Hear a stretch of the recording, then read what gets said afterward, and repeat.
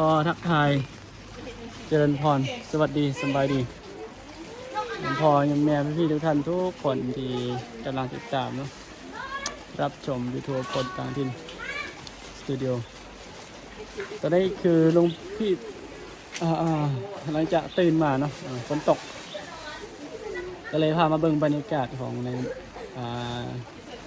ในหมู่บ้านเนาะกำลังรอโยมแม่เพิ่น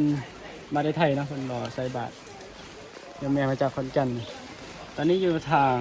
เส้นทางใจกลางของหมู่บ้านเนาะบรรยากาศก็จะประมาณนี้เนาะนี่จะเอาร่มมาใส่เพราะว่าฝนมันตกบ่หยุดเถอะเส้นทางใจกลางนี่เป็น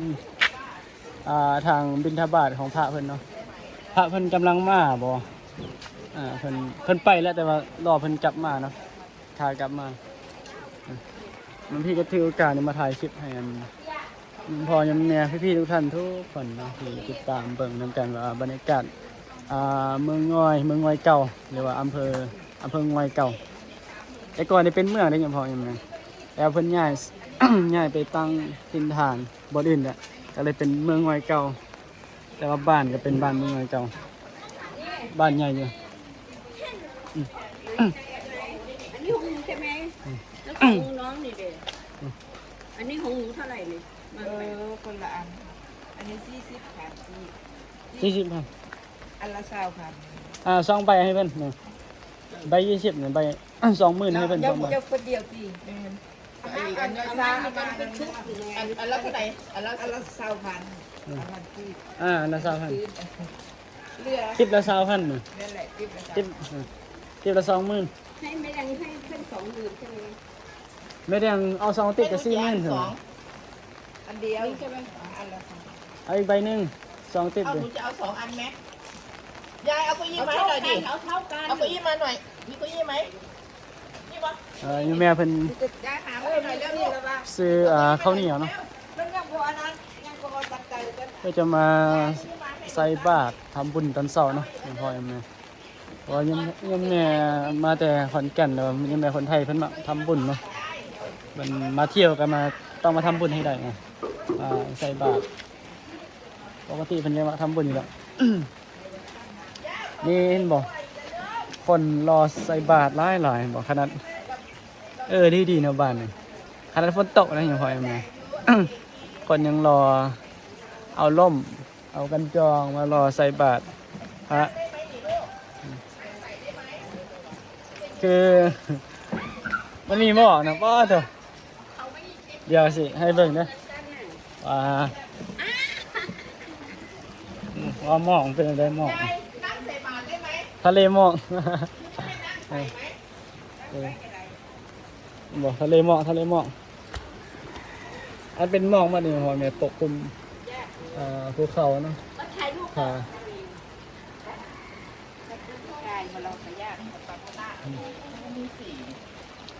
ก็สิประมาณนี้เนาะบรรยากาศไทยลูกบรรยากาศบิณฑบาตของตอนเช้าของพระกำลังจะมาแต่ว่าโยมแม่เพิ่นอยู่น่าจะเป็นจุดสุดท้ายของบัดใส่บาตรพระกำลังเดินมาตอนนี้2 โมงนะ2 โมงเช้ายายพี่ให้ดูด้วย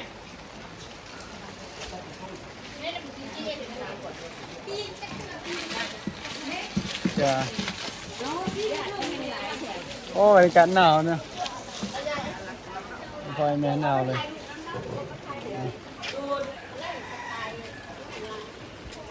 เองยังแม่เนาะแต่คนกันพระเพิ่นบ่มาง่ายเถอะ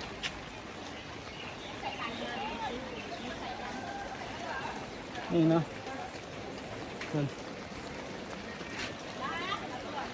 อย่าให้พระมาลุงพี่จะถ่ายให้เด้อใจเย็นตอนนี้ก็คือบรรยากาศรอพระเดินมาเนาะมีแต่เน้นนะเป็นไรเช้า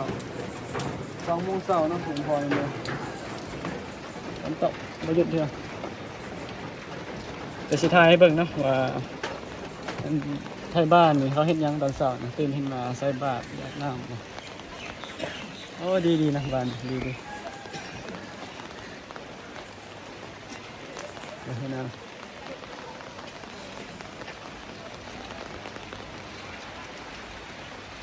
อ๋อพระเพิ่นกำลังไปนะเอ๊ะเดี๋ยวสักอันเจริญพร Good morning เนาะสบายดี มาได้ใส่บาตรเนาะ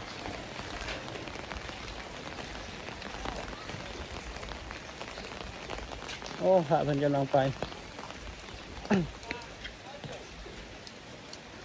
โอ้ที่บ่เดินไปเลยมันไกลเลยเนาะ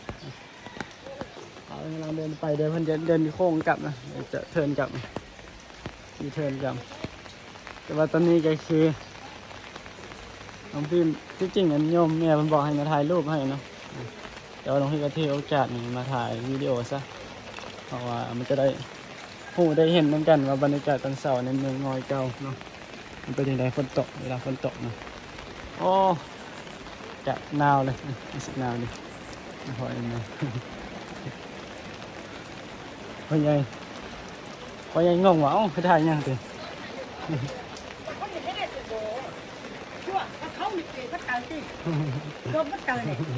อันบ่ได้อยู่วันนี้เนาะ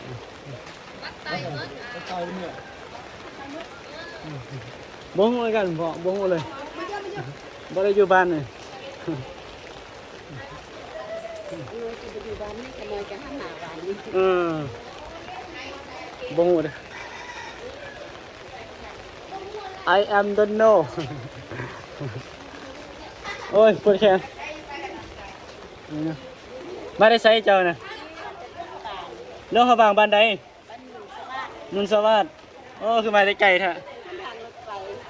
สถานีรถไฟบ้านสถานีรถไฟ อ๋อบ้านนุนสวัสดิ์ บ้านหนุนสวัสดิ์บ้านสถานีรถไฟ มาใส่บาตรจะพระไปใช้ไหม พักอยู่บ้านพักอัน อ๋อบ่มีหมู่มาติ ระเบิดเด้อ มีสถุเพิ่นมานำบ่ บ่ อ๋อ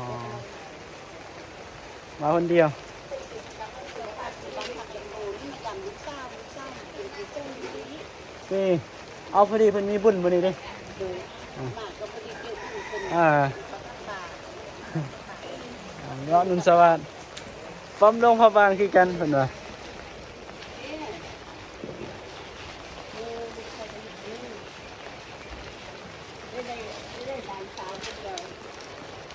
มองกล้องไม่แดงเดี๋ยวถ่ายรูปให้ ก็มันก่อนให้ไม่ยืนไหมยืนไม่ได้ เดี๋ยวถ่ายรูปให้ยมแม่กันเนาะ ทำอะไรกับข้าวล่ะ เนื้อ